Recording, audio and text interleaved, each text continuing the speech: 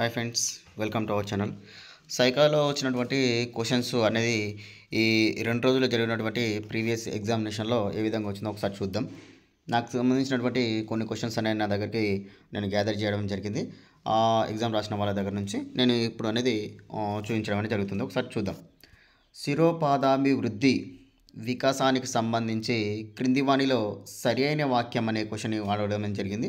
ఇది కింద ఆప్షన్లో చూసుకున్నట్లయితే తల నుండి కాళ్ళు అంటే నడుము మరియు కాళ్ళు అంటే మొదట తల నిలపడం జరుగుతుంది. ఆ తర్వాత నడుము, ఆ తర్వాత కాళ్ళను కూడా మనకు ఇక్కడ చూడడం జరుగుతుంది.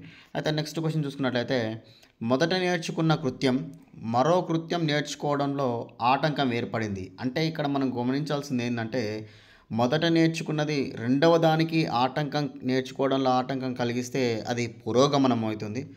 అదేవిధంగా లేకుంటే మొదట నేర్చుకున్నది రెండవ దాన్ని నేర్చుకున్న తర్వాత మొదటిది గుర్తొచ్చినప్పుడు మొదటి దానికి ఆటంకం కలిగిస్తే అది తిరోగమనం అవుతుంది అన్నమాట. అయితే ఇక్కడ రెండవ దానికి ఆటంకం కలిగిస్తుంది కాబట్టి అది పురోగమనంగా మనం చెప్పుకోవచ్చు.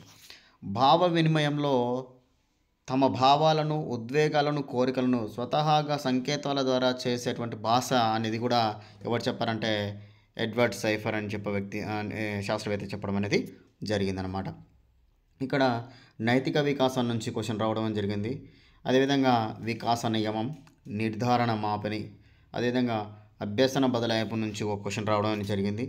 అయితే పియాజే, అదేవిధంగా మనకి కొన్ని రకాలైనటువంటి సంస్థలకు సంబంధించిన అంటే మనకు పీడబ్ల్యూ యాక్ట్ 2016, ఆర్టీ 2009, ఎన్సిఎఫ్ 2005 నుంచి కూడా మనకు క్వశ్చన్స్ రావడం అనేది జరిగిందని మనకి ఇక్కడ మొన్న ఎగ్జామ్ రాసినటువంటి క్యాండిడేట్స్ మనకు చెప్పడం అనేది జరిగింది. అయితే వైగాట్స్కి సంబంధించినటువంటి కోల్బర్గ్ దమనం నుంచి కూడా క్వశ్చన్ రావడం అనేది జరిగింది. అదేవిధంగా విస్థాపనం, అదేవిధంగా ఎరిక్సన్ సంబంధించినటువంటి చొరవ అపరాధం నుంచి కూడా క్వశ్చన్ రావడం అనేది జరిగిందని మనకు చెప్పడం అనేది జరిగింది. అదేవిధంగా గది నిర్వహణకు సంబంధించినటువంటి ఒక క్వశ్చను, ప్రజ్ఞ యొక్క డిక్రీజింగ్ ఆర్డర్కి సంబంధించినటువంటి మరి యొక్క క్వశ్చన్ రావడం అనేది జరిగిందని కూడా వాళ్ళు చెప్పడం అనేది జరిగింది. మొదటి ర్యాంకు సాధించినటువంటి విద్యార్థి రెండవసారి కూడా ర్యాంకు రావడంతో ఇంటికి వెళ్ళి అమ్మని పిలిచి అమ్మఒడిలో తలదాల్చాడు. ఇది ఏ రక్షక తంత్రం అని కూడా అడగడం అనేది జరిగింది. ఇక్కడ ప్రతిగమనం అని కూడా మనం గుర్తుంచుకోవాలి. పర్ఫార్మెన్స్ టెస్ట్కి సంబంధించి సరికాని వాక్యం అని కూడా మనకు అడగడం అనేది జరిగింది.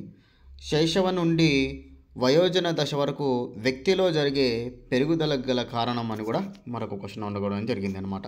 అయితే అదేవిధంగా స్కిన్నర్కి సంబంధించినటువంటి క్వశ్చన్ కూడా మనకు సైకాలజీ నుంచి రావడం అనేది మార్నింగ్ సెక్షన్, ఆఫ్టర్నూన్ సెక్షన్ అనేది రావడం అనేది జరిగిందని మనకు ఎగ్జామినర్స్ అంటే మనకు సంబంధించినటువంటి క్యాండిడేట్స్ అనేది చెప్పడం అనేది జరిగింది.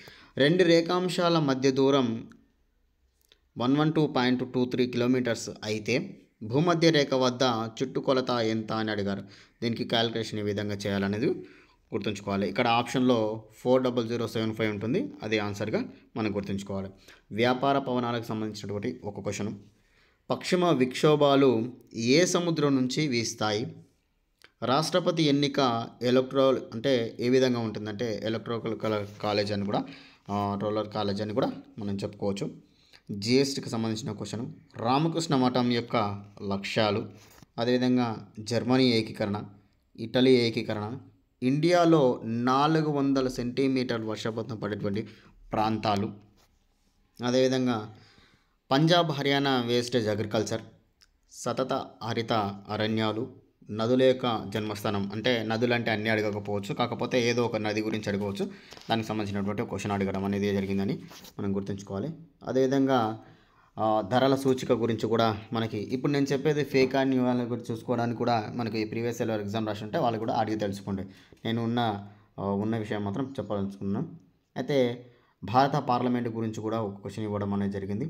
అదేవిధంగా 1806లో పశ్చిమ ఆఫ్రికాలో ఉన్నటువంటి బ్రిటిష్ వారు విద్యా వ్యాపారానికై ఎక్కడ స్థావరాన్ని ఏర్పాటు చేస్తారంటే మనకు ఆప్షన్లో లాగోస్ పెట్టామని కూడా చాలామంది చెప్పారు. అదే కూడా ఆన్సర్ అని కూడా మనం చెప్పుకోవచ్చు. ఇదే విధంగా దుంపవేర్లు అనగా క్యారెట్, ముల్లంగి. ఇంకా అదేవిధంగా మనకి కొన్ని క్వశ్చన్స్ చూసుకున్నట్లయితే యునిసెఫ్ యొక్క ప్రధాన నిర్వహణ క్రింది వాటిలో కూడా ఇవ్వడం అనేది జరిగింది. అదేవిధంగా ఇంకొక క్వశ్చన్ చూసుకున్నట్లయితే జాతీయ ఎమర్జెన్సీ పాలన విధించడంలో ఈ క్రింది వాటిలో ఎవరు రాష్ట్రపతికి సిఫారసు చేశారన్నది కూడా మనకు క్వశ్చన్ ఇవ్వడం అనేది జరిగింది. 6 సంవత్సరాల వయసు అంటే 6 సంవత్సరాల పదవి కాలం కలిగినటువంటి క్రింది వారిలో ఎవరు? రాజ్యసభకు సంబంధించినటువంటి ఇది పెద్దల సభ అని కూడా అంటారు. ఇందులో పదవి విరమణ అని ఉంటుంది. 2/3 వంతు అంటే 2/3 వంతు మనకు పదవి విరమణ ఉంటుంది కాబట్టి ఇక్కడ రాజ్యసభ అనేది కూడా మనం చెప్పుకోవచ్చు. అత్యవసర బిల్లుకు సంబంధించిన సరైన వాక్యం. అదేవిధంగా సౌదామణి అంటే అర్థం ఏమిటని కూడా అడగడం జరిగింది. వెరవు పర్యాయ పదం అని కూడా అడగడం అనేది జరిగిందన్నమాట. అయితే మనకు దగ్గరికి వచ్చినటువంటి మన దగ్గరికి తెలుసుకున్నటువంటి క్వశ్చన్స్ అనేది నేను వివరించడం అనేది జరిగింది. వీటిని బట్టి మనకు ఎక్కడి నుంచి ఎక్కువగా క్వశ్చన్స్ అడుగుతున్నారు అని కూడా మనకు ఒక చిన్న అవగాహన కోసం నేను ఈ వీడియో అనేది చేస్తున్నాను. ఓకే ఫ్రెండ్స్, వీడియో కానీ నచ్చినట్లయితే ఖచ్చితంగా లైక్ అనేది చేయండి. ఇది ఖచ్చితంగా ఈ వీడియో నచ్చుతుందని నేను అనుకుంటున్నాను. నచ్చుతుంది కాబట్టి ఖచ్చితంగా చిన్న లైక్ అనేది చేయండి, మర్చిపోకండి. Thank you.